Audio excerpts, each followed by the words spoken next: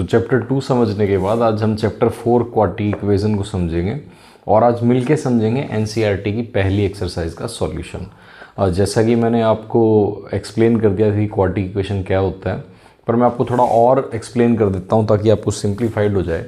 तो देखिए, quadratic equation जैसे मैंने आपको बताया था कि हमारे पास होता है क्वाड्रेटिक पॉलिनोमियल, जो कि मैंने आपको लास्ट क्लास में भी समझाया था कि क्वाड्रेटिक पॉलिनोमियल एक ऐसा पॉलिनोमियल होता है जिसके अंदर हाईएस्ट जो डिग्री है वो 2 होती है और ये 1 वेरिएबल में होता है, जिसकी स्टैंडर्ड फॉर्म होती है ax² plus bx plus c, where a, b and c are real numbers and a not equal to 0। तो अगर इसी क्वाड्रेटिक पॉलिनोमियल में जैसे कि हम इक्वेशन पढ़ रहे हैं, तो मैं अगर इसी में साइन ऑफ इक्वालिटी यूज़ कर लूँ, साइन ऑफ इक्वालिटी इसको हम बोलते हैं, साइन ऑफ इक्वालिटी, अगर मैं इसको यूज़ कर लूँगा तो यही जो मेरा क्वाड्रेटिक पॉलिनोमियल है यही बन जाएगा क्वाड्रेटिक इक्वेशन। और ठीक जैसे हमने क्वाड्रेटिक पॉलिनोमियल में ज़ीरोस फाइंड करे थे, इसमें जब हम फाइंड करेंगे तो हम बोलेंगे रूट्स ऑफ द इक्वेशन। इस चैप्टर में हमने नई बात क्या समझनी है कि कैसे हम roots of the equation find कर सकते हैं बाय यूजिंग क्वाड्रेटिक फार्मूला। पर आज हम समझेंगे कि क्वाड्रेटिक इक्वेशन फॉर्म कैसे होती है और कुछ स्टेटमेंट बेस्ड क्वेश्चन से क्वाड्रेटिक इक्वेशन फॉर्म करेंगे, जिससे हमारी एक्सरसाइज 4.1 कवर हो जाएगी। तो देखिए, एक्सरसाइज का जो पहला क्वेश्चन है जिसके अंदर वो आपसे पूछता है कि बताइए इनमें से कौन सा क्वाड्रेटिक इक्वेशन है। तो जैसे कि आपने समझा कि क्वाड्रेटिक इक्वेशन के अंदर साइन ऑफ इक्वालिटी होना चाहिए, सेकेंड एक वेरिएबल होना चाहिए और उस एक वेरिएबल की जो हाईएस्ट पावर है वो 2 होनी चाहिए। तो देखिए, जैसे यहाँ पर एक क्वेश्चन आपको दिया हुआ है, पहला पार्ट x+1 का whole square is equals to 2 bracket x-3। तो ये आपको उसने ऐसे दिया हुआ है। तो आपसे पूछता है क्या ये क्वाड्रेटिक इक्वेशन है, तो हम सिंपली इसको क्या करेंगे, सिंप्लीफाई। अगर सिंप्लीफाई करने के बाद ये एक ही वेरिएबल में आए और इसमें जो वेरिएबल है उसकी हाईएस्ट पावर 2 हो और साइन ऑफ इक्वालिटी भी हो, तो ये होगी क्वाड्रेटिक इक्वेशन। एक चीज़ तो इसमें पहले से साइन ऑफ इक्वालिटी, तो अब बचे हमारे पास 2 पॉइंट, एक वेरिएबल और उसकी हाईएस्ट पावर 2। तो मिलके इसको समझते हैं। तो यहाँ पर मैं सिंप्लीफाई करूँ तो ये है a प्लस बी का whole square, that is a² plus b² plus 2 times ab। ठीक है, इसको मैं ब्रैकेट ओपन अप करूँगा, दैट इज 2x माइनस 6। मैं सभी को एक तरफ ले आता हूँ, तो मेरे पास आया x² plus 1 plus 2x minus 2x plus 6 is equal to 0। इससे क्या हुआ, कैंसिल। तो x² plus 7 is equals to 0। अब ज़रा इसे स्टैंडर्ड फॉर्म से मैच करिए। मैंने लिखा था स्टैंडर्ड फॉर्म क्या है, ax² plus bx plus c is equal to 0, where a b c are real number and a not equal to 0। मतलब a b c कोई भी नंबर हो सकते हैं पर a 0 नहीं हो सकता। मतलब b और c तो 0 हो सकते हैं और एक ही वेरिएबल होना चाहिए और उसकी पावर 2। तो यहाँ पर वेरिएबल तो एक है, उसकी पावर 2 है, पर यहाँ b मिसिंग है, यानी कि जो x के साथ वाला है वो मिसिंग है, पर उससे कोई फ़र्क नहीं पड़ेगा। तो ये हमारी हो जाएगी क्वाड्रेटिक इक्वेशन, क्योंकि इसमें एक वेरिएबल है, हाईएस्ट पावर 2 है और साइन ऑफ इक्वालिटी भी हमारे पास है। तो हम कहेंगे जो फर्स्ट हमारे पास पार्ट है वो क्या है, क्वाड्रेटिक इक्वेशन। अगर इसमें आपको ए बी सी फाइंड करना हो तो आप ए बी सी भी फाइंड कर सकते हैं। x² के साथ जो कॉफिशिएंट होगा with sign, that is a, x यहाँ पे एग्जिस्ट ही नहीं करता, तो x के साथ होता है b, तो b हुआ 0 एंड विदाउट वेरिएबल का कॉफिशिएंट c, दैट इज 7। तो मुझे उम्मीद है आपको समझ में आ रहा होगा। पार्ट इसके और समझ लेते हैं। जैसे यहाँ पर लिखा हुआ है x-3 bracket then 2x plus 3 bracket close, और यहाँ लिखा हुआ है x ब्रैकेट x प्लस 5। तो यहाँ लिखा हुआ है x bracket x plus 5। Again हमें पता करना है कि क्या ये क्वाड्रेटिक इक्वेशन है, तो अगेन हम इसको सिंप्लीफाई करेंगे और सिंप्लीफाई करने के बाद अगर हमें ये दिखता है कि इसमें एक ही वेरिएबल और उसकी हाईएस्ट पावर 2 है, then it is a quadratic equation और साइन ऑफ इक्वालिटी होना चाहिए, वो पहले से यहाँ एग्जिस्ट करता है। तो यहाँ पर हमारे पास क्या है, मल्टीप्लिकेशन। तो हमें पता है मल्टीप्लिकेशन का रूल ये कहता है कि ब्रैकेट के बाहर एक ही टर्म्स होनी चाहिए। तो यहाँ तो 2 टर्म है, तो जब 2 टर्म आती है तो उसको आप इंडिविजुअल मल्टीप्लाई करते हैं, x 2x प्लस 1, देन -3 को आप इससे करेंगे -3 2x प्लस 1। ठीक है, यहाँ पर एक ही है तो इसको मल्टीप्लाई करेंगे, that is x² plus 5x। अब मैं इसको ज़रा सॉर्ट आउट करता हूँ, तो ये हो जाएगा 2x² प्लस x, इसको सॉल्व करेंगे -6x minus 3 is equal to X square plus 5x। अब मैं सभी को a की तरफ पे ट्रांसपोज कर रहा हूँ, तो 2x square plus x minus 6x that is negative 5x। तो इसको यहीं सॉल्व कर दिया हमने, नेगेटिव 3, ये negative X square, negative 5x equals to 0। तो 5x and 5x negative negative that is positive 10x, negative 3, 2x square and negative 1x square that is positive x square, क्योंकि positive negative negative 2 में से 1 subtract करेंगे 1 is equals to 0। तो ये तो हमारी बिल्कुल क्वाड्रेटिक इक्वेशन है, क्योंकि इसके अंदर x जो वेरिएबल है उसकी पार्ट 2 है और फिर x है, यानी कि x के जो वेरिएबल उससे बड़ी पार्ट 2 यहाँ पर नहीं है, और साइन ऑफ इक्वालिटी है। अगर आपको इसमें ABC फाइंड करना हो तो x स्क्वेयर के साथ जो कॉफिशिएंट है दैट इज़ 1, x के साथ जो है दैट इज़ नेगेटिव 10, और विदाउट x का क्या है नेगेटिव 3। तो ये भी हमारा एक जो पार्ट हमने सॉल्व करा, ये भी क्या है क्वाड्रेटिक इक्वेशन। एक पार्ट और समझते हैं इसका, देखिए इसी का एक और पार्ट देखते हैं। इसमें लिखा हुआ है x plus two whole cube is equals to 2 times x bracket x square minus 1।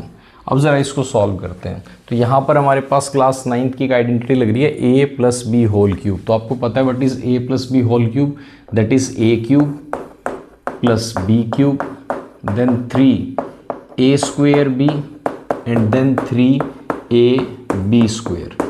मैं यहाँ पर मेंशन भी कर देता हूँ, हमारे पास है a प्लस बी का whole cube that is a cube b cube 3 times a square b plus 3ab square, और अगर आ जाए a माइनस बी का whole cube that is a cube minus B cube minus 3a square b plus 3ab square. तो class 9 में हमने identities पढ़ी थी, उसी का यूज़ मैंने यहाँ करके इसको एक्सपेंड करके लिख दिया। इधर क्योंकि मल्टीप्लिकेशन है, ब्रैकेट है, कोई आइडेंटिटी लग नहीं रही, that is 2 times x cube minus 2x। अब मैं सबको एक तरफ ट्रांसपोज करूँगा तो मेरे पास है एक्स क्यूब प्लस 8 प्लस 3 2 जार 6x स्क्वेयर एंड देन 2 का 4 and 3 12x negative 2x cube plus 2x is equal to 0। तो यहाँ x क्यूब है, यहाँ 2x क्यूब है, पॉजिटिव नेगेटिव नेगेटिव होते हैं, 2 में से 1 सब्ट्रैक्ट करेंगे 1 that is negative x cube. यहाँ x स्क्वेयर है और कोई x स्क्वेयर नहीं है, देन यहाँ 12x है, यहाँ 2x है, देन 14x, और हमारे पास लास्ट में बचा 8। अब ज़रा ध्यान से देखिए, यहाँ पर वेरिएबल तो एक ही है बट उसकी हाईएस्ट पावर है 3। तो इसका मतलब ये तो क्यूबिक हो गया और हमें सिर्फ क्वाड्रेटिक पूछा था, तो इसलिए इसका आंसर आएगा नो, ये क्वाड्रेटिक इक्वेशन नहीं है।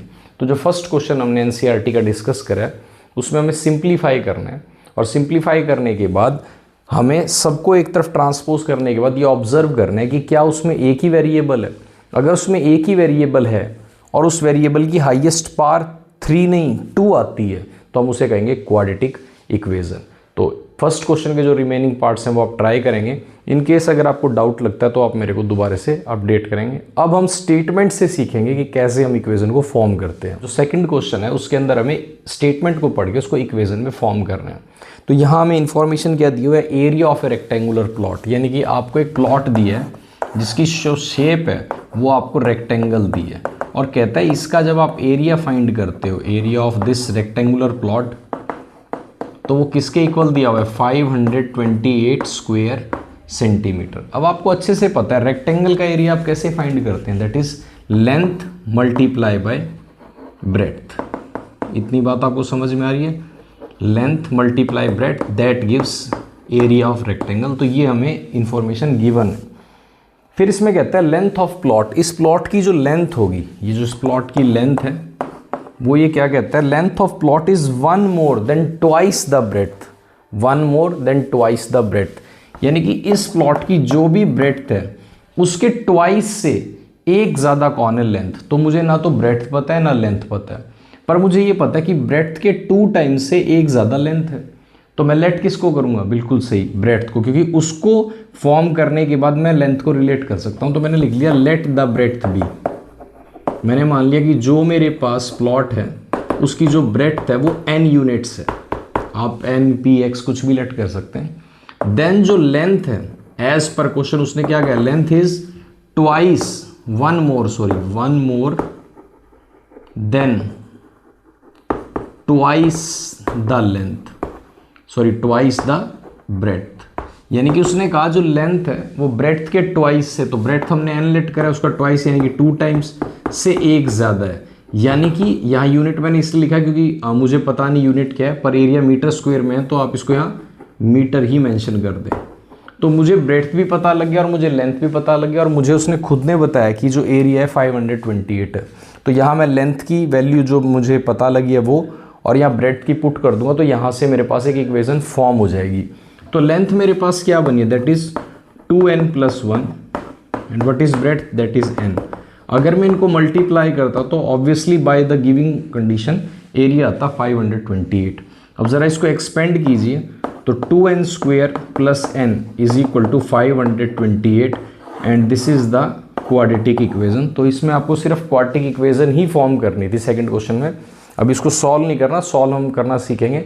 हाँ, यहाँ पर आप चाहें तो जैसे सेकंड चैप्टर में हमने क्वाड्रेटिक पॉलिनोमियल को सॉल्व करा था बाय फैक्टराइजेशन मेथड, वो आप कर सकते हैं, पर हम इसको ईजी करेंगे नेक्स्ट जब सीखेंगे क्वाड्रेटिक फार्मूला। अब इसी का एक पार्ट अभी समझते हैं, और इस पार्ट पे अभी पीछे बोर्ड में भी क्वेश्चन आया था। यहाँ वो कहता है product of 2 कॉन्जिगेटिव positive integer is 306। कितना दिया है, 306। तो यहाँ पर आप इसको क्रैम नहीं करें, आप समझे उसने क्या कहा है, पॉजिटिव कॉन्जिक्यूटिव इंटीजर्स। पहले इस बात को हम डिकोड करते हैं कि वो कहना क्या चाहता है। देखिए पॉजिटिव तो आपको सबको पता है कि इंटीजर्स जो होते हैं पॉजिटिव भी होते हैं, नेगेटिव भी होते हैं, इंक्लूडिंग 0। कॉन्जिगेटिव का मतलब क्या होता है, इसका मतलब होता है क्रमागत। क्रमागत का मतलब क्या होता है, जो क्रम से लिखे गए यानी कि सीक्वेंस में लिखे गए, जैसे 2 3 4 5 6 10 11 12 13 14 50 51 52 53 मीन्स जो कॉन्टीन्यूस फ्लो में लिखे गए हैं। और इंटीजर्स नेगेटिव पॉजिटिव इंक्लूडिंग 0, यानी कि हमें इंटीजर्स दिए पर कैसे, सिर्फ पॉजिटिव, तो नेगेटिव नहीं है, 0 नहीं है, और कैसे, लगातार, तो उनका प्रोडक्ट आता है 306। अब हम ये कैसे पता करें कि वो इंटीजर्स कितने हैं या वो इंटीजर कौन से हैं। तो देखिए उसने खुद ने हिंट दिया कि वो कॉन्जिगेटिव है। आप एज्यूम कर लीजिए कि कोई भी इंटीजर है, सपोज 16, तो उससे नेक्स्ट क्या होगा 17 18 एंड सो ऑन। सपोज आप कर लीजिए 15, तो उससे नेक्स्ट क्या होगा 16 17 एंड सो ऑन। आप सपोज कर लीजिए 4, उससे नेक्स्ट क्या होगा 5 एंड 6। ज़रा यहाँ पर देखिए कुछ कॉमन है, अगर ये 16 है तो ये किससे कितना ज़्यादा है 1, और ये इससे कितना ज़्यादा है 2। अगर ये 15 है तो ये किससे इतना ज़्यादा है 1, और ये कितना है 2। अगर ये 4 है तो ये कितना ज़्यादा है 1, और ये 2। यानी कि हर बार अगर मैं कोई भी इंटीजर ले रहा हूँ नेक्स्ट उससे हमेशा एक ही ज़्यादा आता है। तो यहाँ से मेरे को पता लग गया कि अगर मैं लेट कर लूँ, लेट द फर्स्ट इंटीजर, मैंने मान लिया फर्स्ट पॉजिटिव इंटीजर जो मेरा होगा, अगर मैं उसको लेट कर लूँ n, आप कुछ भी लेट कर सकते हैं p/x, तो मुझे कंफर्म हो गया सेकंड इंटीजर जब भी मैं निकालूंगा तो वो उससे हमेशा एक ज़्यादा होगा। तो मैंने n कंसीडर करा तो नेक्स्ट क्या होगा n+1, और उससे नेक्स्ट n+2, उससे नेक्स्ट n+3। तो इसको हम बोलते हैं कॉन्जिगेटिव इंटीजर। अगर सपोज क्वेश्चन ये आ जाए कि इवन हो तो आप इवन को भी बना के देख लीजिए, 2 4 6 8, तो इवन हमेशा 2 2 इंक्रीज होते हैं। तो अगर फर्स्ट को आप n लेट करोगे तो सेकंड इवन होगा n+2, next n+4, same for odd. पर जो बोर्ड में क्वेश्चन आया था, बोर्ड में उसने नेगेटिव इंटीजर बोला था, तो नेगेटिव इंटीजर में भी आपको कुछ कंफ्यूज होने की जरूरत नहीं। अब की बार अगर आप नेगेटिव इंटीजर मान लीजिए, कोई भी नेगेटिव इंटीजर कंसीडर कर लीजिए, मैंने -6 कर लिया, तो उससे नेक्स्ट क्या होगा -7, उससे नेक्स्ट -8 -9। तो यहाँ पर अगर मैं इस नेगेटिव इंटीजर को कंसीडर कर लेता हूँ -n, तो ये इससे कितना ज़्यादा है -1। देखिए -6 में -1 करेंगे तभी -1 आएगा, तो नेक्स्ट आ जाएगा -n। तो यही अब यार बोर्ड के अंदर क्वेश्चन था कि 2 नेगेटिव इंटीजर्स है और उनका स्क्वायर, तो इसका स्क्वायर करेंगे पॉजिटिव, इसका स्क्वायर करेंगे कॉमन नेगेटिव कैरी करके, तो n+1। तो पेपर में जब नेगेटिव आ जाए तो -n और -n -1, ठीक है। और पॉजिटिव इंटीजर पूछ ले तो n+1, इवन या आउट पूछ ले तो पहले को अगर आप n लेट करोगे तो सेकंड n+2 n+4 n+6। मुझे उम्मीद है आपको ये बात समझ आ रही होगी। तो मुझे दोनों इंटीजर्स पता लग गए। अब उसने कहा इनका जो प्रोडक्ट है, यानी कि जब इनको मल्टीप्लाई करा वो 306 आता है। तो पहला इंटीजर मुझे पता लग गया n, सेकंड n+1, प्रोडक्ट मतलब इनका जो मल्टीप्लिकेशन है 306। इसको ज़रा ओपन अप करें तो n² + n = 306, इधर ले आए तो n² + n - 306 and this is the required quadratic equation. मेरे ख्याल से इस क्वेश्चन से आपको ये भी समझ में आ गया कि अगर हमें इंटीजर्स पूछा जाए तो हमें लेट क्या करने हैं, नेगेटिव इंटीजर पूछा जाए तो क्या लेट करने हैं, इवन या ऑड अगर हमें दिया जाए तो क्या लेट करने हैं, बट उनके बीच में ये वर्ड ज़रूर मिलेगा कॉन्जिगेटिव, क्योंकि ये हम तभी अप्लाई कर सकते हैं जब कॉन्जिगेटिव वर्ड दिया हो। अब एक और क्वेश्चन समझते हैं, इसमें कहता है कि Rohan mother is 26 year older than him, यानी कि रोहन की जो माता जी हैं वो रोहन से 26 साल बड़े हैं। The product of their age is 3 years from now, उनका जो 3 साल के बाद एज बनेगा उसका जो प्रोडक्ट है वो 360 है। तो प्रेजेंट एज बताइए रोहन की। तो हमें रोहन की प्रेजेंट एज नहीं पता, हमने लेट कर लिया, let the present age of Rohan. हमने मान लिया रोहन की जो प्रेजेंट एज है वो भी n ईयर्स है। तो उन्होंने खुद ने कहा कि उसके जो माता जी हैं वो उनसे 26 साल बड़े हैं। तो present age of Rohan mother, तो मदर की एज क्या होगी, उससे कितने बड़े हैं 26 ईयर्स, यानी कि वो उनसे 26 ईयर बड़े हैं। तो प्रेजेंट एज हमें पता लगी।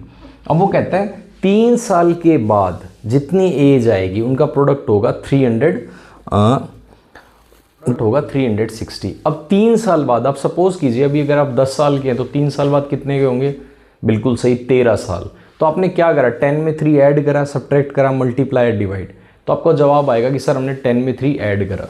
तो सेम यहाँ पे है, अगर रोहन अभी n ईयर का है, 3 ईयर्स आफ्टर 3 ईयर्स, 3 साल के बाद ऑब्वियसली है रोहन की जो एज होगी वो 3 इंक्रीज हो जाएगी, और रोहन के जो माता जी हैं उनका भी तो 3 साल एज इंक्रीज हो जाएगा। तो उनकी एज अभी है n+26, तो वो भी 3 साल बड़े हो जाएंगे, तो n+29 ईयर्स। यानी कि मुझे पता लग गया कि 3 साल बाद रोहन की एज इतनी होगी और उनके माता जी होगी n+29। अब उसने कहा कि 3 साल बाद जो एज आएगी उनका प्रोडक्ट, तो एज पर क्वेश्चन के अकॉर्डिंग उसने क्या कहा, प्रोडक्ट ऑफ देयर एजेस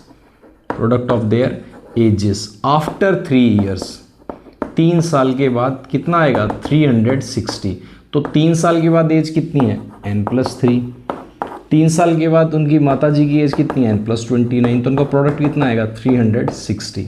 अब ज़रा मैं इसको मल्टीप्लाई करूँ तो यहाँ इंडिविजुअल मल्टीप्लाई होगा, मतलब इस n से पहले इसकी मल्टीप्लाई होगी, तो it is n² + 29n, then फिर इसकी मल्टीप्लाई होगी, दैट इज़ 3n + 9 3 = 27, और 87 = 360। इतनी बात आपको समझ में आई। अब n² प्लस इसको इसमें ऐड करेंगे 32n + 87, ये प्लस है इधर जाके माइनस, इसको आप यहाँ पे सॉल्व करेंगे तो अगेन आपके पास एक क्वाड्रेटिक इक्वेशन जो है फॉर्म हो जाएगी।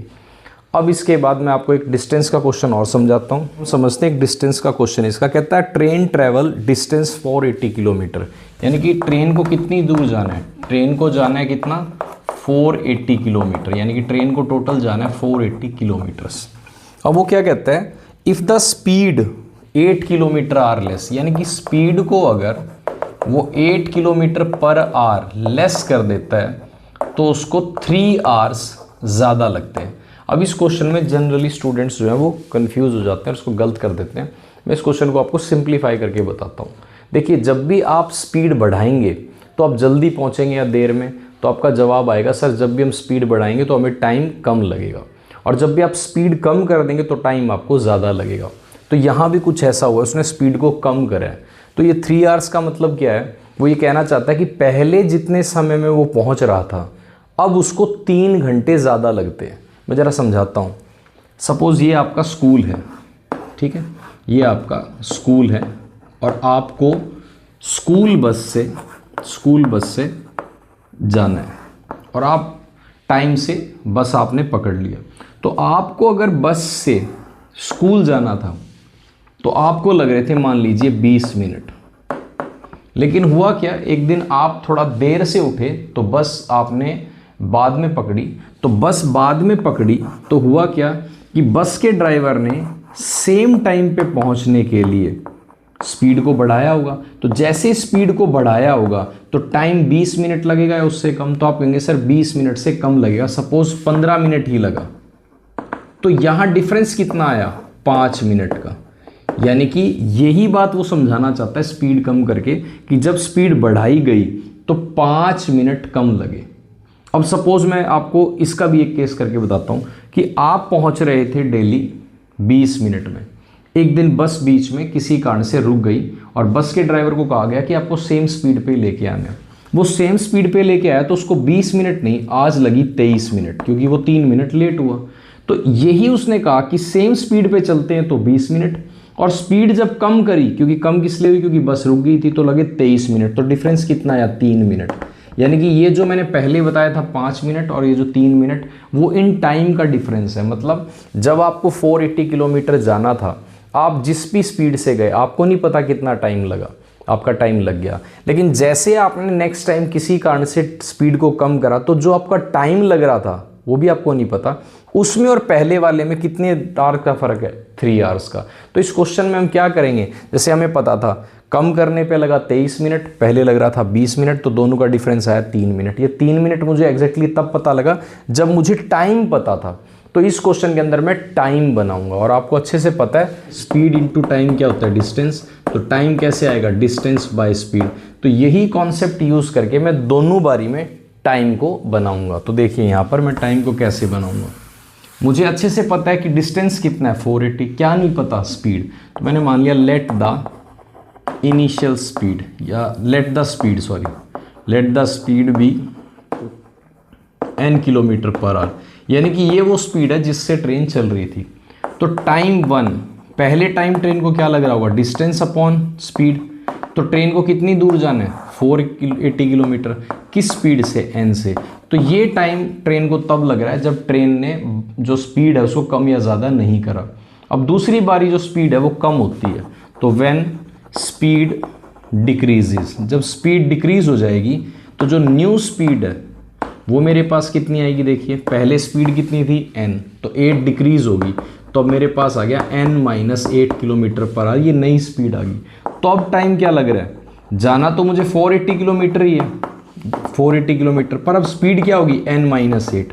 ये सेम सीन है, पहले आप स्कूल पहुंच रहे थे 20 मिनट में, फिर किसी कारण से आप लेट आए तो बस उसी स्पीड से चली, पर बस अब पहुंचेगी 23 मिनट में। तो हमें पता है ये टाइम लग रहा है जब 8 किलोमीटर आवर कम हो रहा है, ये टाइम लग रहा है जब स्पीड उतनी ही है जितनी शुरू में थी, यानी कि ना तो कम हुई ना ज़्यादा। तो अब देखिए कहाँ टाइम ज़्यादा लगेगा, आप कहेंगे सर स्पीड कम हुई है तो टाइम यहाँ ज़्यादा लगेगा। तो यही वो कह रहा था, इन दोनों टाइम का जो डिफरेंस है, टाइम का जो डिफरेंस है वो कितना है, 3 आवर्स। यानी कि जब स्पीड कम करी, जब जो टाइम लगता है और पहले जो टाइम लग रहा था, दोनों टाइम के बीच का डिफरेंस है 3 आवर। क्या बताया था मैंने, मान लीजिए जो बस है वो आपके स्कूल गई, और स्कूल जाने पे मैं इसी को बनाता हूँ, उसको लग रहा है 20 मिनट। फिर बस किसी कारण से, आपके कारण लेट हुई या बस किसी कारण से डिले होगी, तो उसका स्पीड रिड्यूस हो गया, तो अब उसको वहीं स्कूल पहुँचने में 23 मिनट लग रही है। तो आप यही कहेंगे ना, कितनी देर का फ़र्क आया, 23 - 20, यानी कि सर 3 मिनट का आया। वही मैंने करा, जब स्पीड कम हुई तब टाइम, यानी कि ये वाला, जब स्पीड सेम थी ये टाइम, तो ज़्यादा में से कम माइनस करा तो कितने आवर का डिफरेंस, 3 आवर्स का। अब ज़रा हम इसको सिंप्लीफाई करते हैं, ठीक है। तो हमारे पास इक्वेशन क्या आई है, 480/n।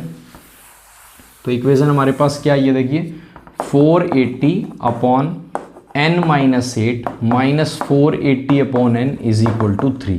तो यहाँ पर मैं लूँगा इनका एलसीएम, दैट इज़ n - 8 और n। आप चाहें तो क्रॉस मल्टीप्लाई भी कर सकते हैं, 480n - 480n प्लस 0, 4, 6 एंड 3। तो ये आ जाएगा आपका इक्वेशन, चाहे आप एलसीएम लें चाहे क्रॉस मल्टीप्लाई। इससे क्या हो जाएगा, कैंसिल आउट। इसको अगर मैं सॉल्व करूँ तो 3840/n² - 8n = 3।